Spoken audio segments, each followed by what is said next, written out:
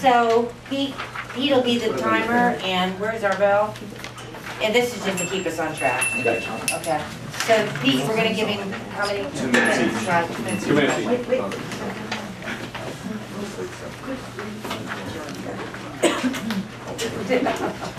I'll just put my hand up around 15 seconds. Okay. We got about 50 seconds left. So, okay, the first question. Will you pledge to fully repeal Obamacare? Yes, next. See how easy this is? You know, if you back up for a moment, I was chairman of the National Restaurant Association. I represented 935,000 restaurants, small businesses, chains. We had an employment base of over 14 million people the year I was chairman of the National Restaurant Association. It's the same association actually that Herman King also ran. Okay, we have been working for years to create better health insurance programs for our employment base, trying to knock down the barriers. You know, we don't need health care reform, we need health insurance reform. We're sitting here with an insurance expert. You know, this is probably music to her ears. If we knock down some of the barriers, if we created the ability to, to make insurance more competitive, if we allowed association plans, for example, think about the power of the National Restaurant Association with 14 million employees. And we all like to believe that we are going to contribute to taking care of the people that are working with us and working for us and contributing to our own success. Once you put the government into that mix, like so many other programs, you destroy the free enterprise system, you destroy the ability to have choices, okay? And we need to regain control of the Senate. It's the paramount decision we need to make in 2012 so that we can move forward and repeal Obamacare. Thank you. We're in a war on terror. Who are we fighting? You know, I fought in an unpopular war. You folks know that I served in Vietnam. I volunteered when I was 18 years old. When I was 19, I volunteered to go to Vietnam because when I entered the Air Force, they sent me to McCoy Air Force Base, which was exactly 40 minutes from my home. And I joined the Air Force to get away. But what I also did is I fought and served in Vietnam in an unpopular war. And any of you that are in here, veterans, will understand, particularly if you go back to that war, that that was a very unpopular war. We are fighting for our national security, I believe. I believe both Afghanistan and Iraq were necessary events. I think particularly the Afghanistan, the people that were and the cells that were there that was training and developing terrorists to attack our country needed to be stopped. The unfortunate thing about what's going on right now is we don't seem to have the stomach to finish it. And when you fought in a war, and it's been many years ago in Vietnam, and you went there, one of the most disturbing things is to come back and not feel people were behind you and supported you. The idea that we're going to establish a predetermined time limit or time frame to leave Afghanistan baffles the heck out of me. Why would we ever give those folks the idea that we will leave before we're finished? We need to have defined missions. We need to listen to our commanders in the field. The United States Senate has to approve all top-level military officials. As someone that would represent the people in the Senate, I will make sure that my vote is a good vote, and that we make sure that we get the best military leaders we can, and secondly, we listen to them. You touched on this, but we do need health care reform. What would be your plan? Well, as I talked about earlier about Obamacare, the federal government taking over and managing our health care system is not the answer. Anytime the government gets involved in mandating and taking control of something as large and as intricate in our society as something as health care, or as small as anything else, whether it's working in education or the EPA, it complicates the situation and takes away the incentives for people to find ways to make sure that we control the cost and that we have a system that works, that people have choices for. So I would be in favor of creating, knocking down some of the barriers that prevented the private insurance market from being more competitive. I would be in favor of allowing insurance to be sold across state lines. That would help us establish a more competitive marketplace. And the American people will and are responsible people. I believe that.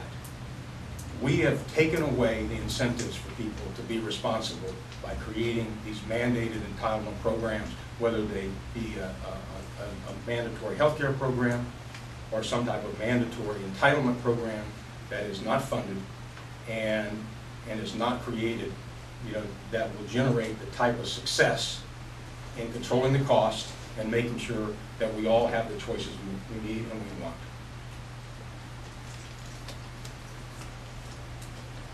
We all know the Paul Ryan plan does not affect anyone 55 and over with regards to Medicare. Did you endorse the Paul Ryan plan, and why or why not?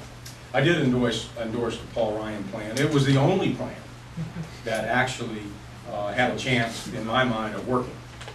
There were some parts of it that I think that could have been modified. But Paul Ryan, all you have to do is listen to the man and watch what he's done. He is a very, very bright congressman.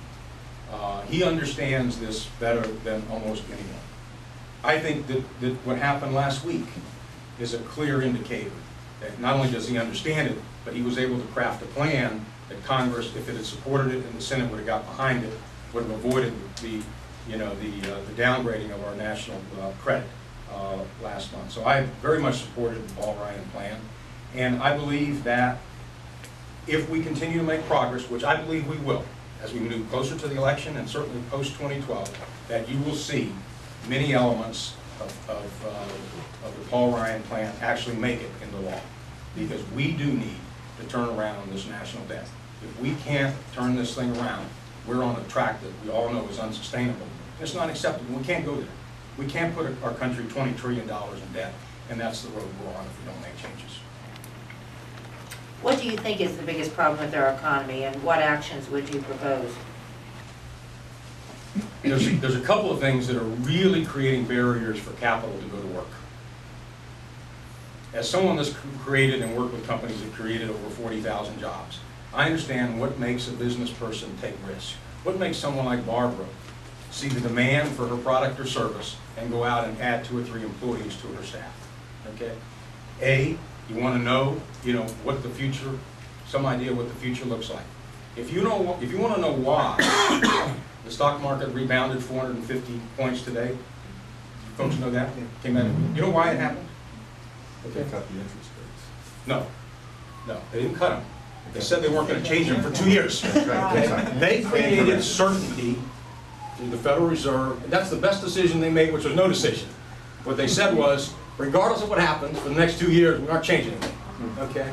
That's the perfect example of by creating certainty in people's minds that they're not going to be making a decision that 6 months or 9 months or a year from now, they're going to find out was the wrong decision because the rules of the game have changed.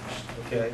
And that's exactly one of the things that business people are currently frozen in. Okay? When they see what the liberal Democratic Congress and President did in 2008, between 2008 and 2010, and what they were willing to do to try to leverage the country and put us into debt, that froze capital. It absolutely froze people's ability to make decisions because they had no vision. They had no view. They couldn't pro forma their business and figure out that they could get a reasonable rate of return on the capital that we would put to work, so consequently they don't put capital to work. And so the most important thing we can do is shrink the size of government, get rid of a lot of the regulations that stifle people's willingness and ability to do that.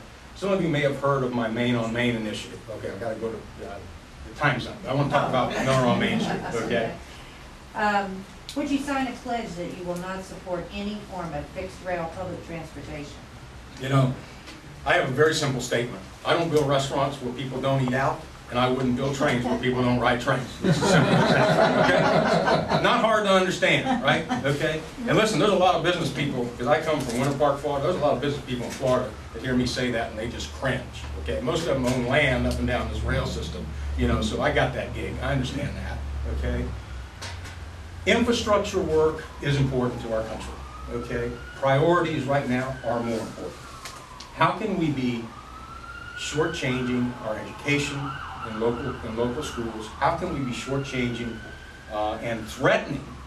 At the same time we're talking about building a rail system, President Obama stands up and says, if something doesn't change, you may not get your Social Security check next month. My mother's going to be 91 this year, okay? You don't talk to people that way. Not out of one side of your mouth saying we're going to spend, you know, billions and billions of dollars to bail out the automobile industry and fund projects that don't take us anywhere. And out of the other side of your mouth, talk about shortchanging the contracts we have with our senior citizens. It's not right. It's not morally right. It's not the type of decision making that I would make if I was in the United States Senate. And what needs to happen is we need more people in the United States Senate that can be champions for these issues. Not only is it a vote, and actually when we elect Greg Miller in the United States Senate, we're going to have 2 votes in the Senate. Right now we got 0. Because Bill Nelson negates every one of Marco Rubio's votes, okay? And we only need 4 or 5 Senate seats here, and we can turn this thing around. So if we can elect more champions and people that can stand toe-to-toe, not only with the likes of Bill Nelson, but the likes of Harry Reid and John Kerry, and we can tell them from experience, okay, nothing talks like experience. You can spend 5 or 10 minutes with Barbara, and you can understand that she understands her business, okay? If you don't talk to people, and you don't get down on Main Street, okay, you never know what's really happening in America and what's really going to drive our economy. What are we going to do to eliminate our dependence on foreign oil? You know, if you read my biography, you'll know I'm a small business owner. My brother and I have owned restaurants in Southern California as a side. You know, I invested in him when he had nothing, and we built a nice business in Southern California. He's been doing all the work, and I've been generating the returns of being his partner for over 25 years. I can remember back in the 90s, most of you can, when the lights went out in California. Remember that? And actually it was back in the 80s, okay? Brownouts, rolling brownouts, all of this stuff. You know, and I was giving a speech in front of the National Restaurant Association to about 1,000 people. So I stood up in front of the speech, and just as I got ready to speak, I had prearranged it to have them turn the lights out, okay? You turn the lights out on people, and all of a sudden they say, whoa. Okay? You're running your business and you don't have energy, okay? You're out of business, okay? Our country has been, since the Reagan days, our country has been talking about sound energy policy. The problem is, okay, is that no one in the U.S. Congress and the U.S. Senate have gotten off their tufts and gotten out and done something about it, okay? We have more natural resources right here in this country, and we're spending billions of dollars sending it overseas, in a lot of cases funding attacks back on our country, okay? Let's get it done, folks. This is not rocket science, okay? People made money in the oil business 100 years ago, okay, right here in this country. We can do it again. We have the resources, we have the technology. We had a bump, you know, in what happened in the Gulf last summer. I'm a tourism guy. I served on the Tourism Commission appointed by Jeb Bush. I understand the sensitivity of our beaches and the environment that we have here in Florida. But if we don't solve our nation's energy crisis and we don't figure out how to take control over that process, we're not going to be able to compete in the world markets.